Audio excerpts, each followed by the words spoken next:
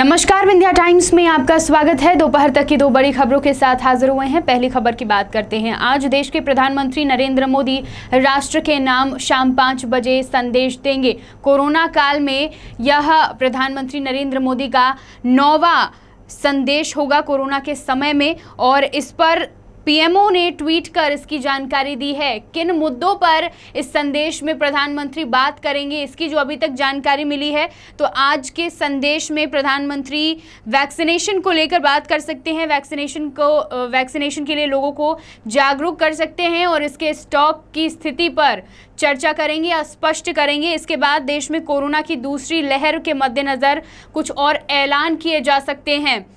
Corona के दौरान देश में अर्थव्यवस्था को हुए नुकसान को लेकर कुछ ऐलान हो सकता है। क्या कुछ स्थितियां हैं, अर्थव्यवस्था पर क्या प्रभाव पड़ा है, इस पर स्थिति स्पष्ट कर सकते हैं।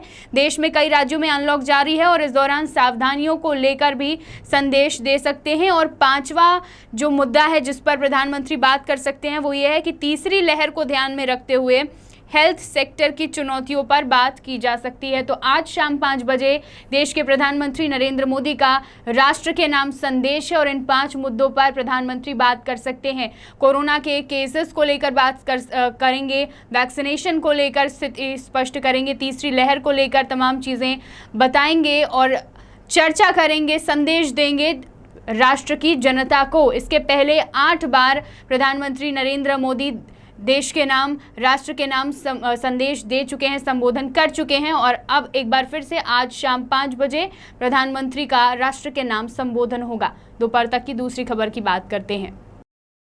कोरोना के साथ साथ सभी की चिंता ब्लैक फंगस ने भी बढ़ाई। बहुत तेजी से इसके मरीज बढ़े और इसके बाद अब injection amphotericin B injection black fungus के इलाज के लिए बहुत ज़रूरी है।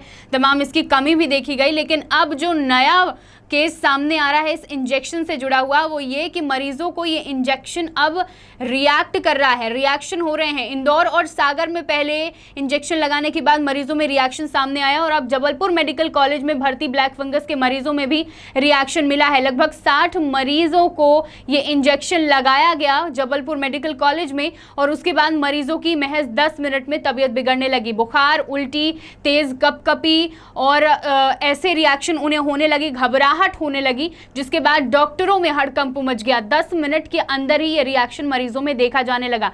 इंदौर और सागर की खबर से पहले ही सतर्क थे डॉक्टर, तो उन्होंने तुरंत ही जैसे ही मरीजों की तबीयत बिगड़ी तुरंत ही 20 नर्सों को बुलाया, एंटी रिएक्शन इंजेक्शन मरीजों को लगाया और 1 घंटा लगा मरीजों को नॉर्मल होने में।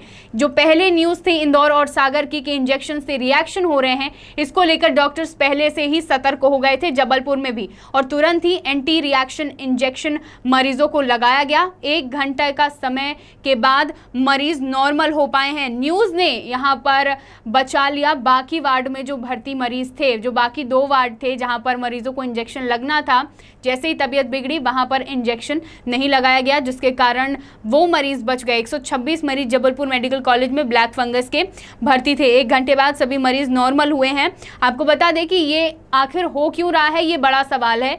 तो आपको ये बता दें कि शासन स्तर से ही ब्लैक फंगस के इंजेक्शन की खरीदी और सप्लाई की जा रही है। पहले जो इंजेक्शन लगाया जाता था वो काफ़ी महंगा रहता था और इसके रिएक्शन सामने नहीं आए। अभी 2 दिन पहले शासन स्तर से जो इंजेक्शन भेजे गए हैं वो दूसरी कंपनी के थे। पहले लगाए गए इंजेक्शन का कोई साइड इफ़ेक्ट नहीं था। ये इंजेक्शन जैसे ही, जो 2 दिन पहले इंजेक्शन भेजे गए हैं, ये जैसे ही ड्रिप के ज़रिए मरीज़ों के शरीर में जा रहे हैं, रिएक्ट कर रहे हैं, मरीजों को रिएक्शन हो रहा है, मरीजों की तबीयत ज़्यादा बिगड़ रही है, तेज़ बुखार और उन्हें काफ़ी ठंड लग रही है, उल्टी की शिकायत, ये तमाम चीज़ें मरीजों को इसका सामना करना पड़ रहा है। जबलपुर में भी 60 मरीजों को ये इंजेक्शन लगा और इन सब में ये इंजेक्शन रिएक्ट कर गया। तो ये जो दूसरी कंपनी का इंजेक्शन है ये मरीजों के लिए सही नहीं है। इन तमाम उदाहरणों और भोपाल, जबलपुर, इंदौर और सागर में जो केस सामने आए हैं उससे पता लगाया जा सकता है, उससे अंदाज़ा लगाया जा सकता है। तो इसलिए अब दोबारा ऐसी गलती ना हो, तो वही इंजेक्शन जो पहले लगाए जा रहे थे जिनका कोई साइड इफ़ेक्ट नहीं था वो ही मरीज़ों को लगे, तभी मरीज़ ठीक हो पाएंगे।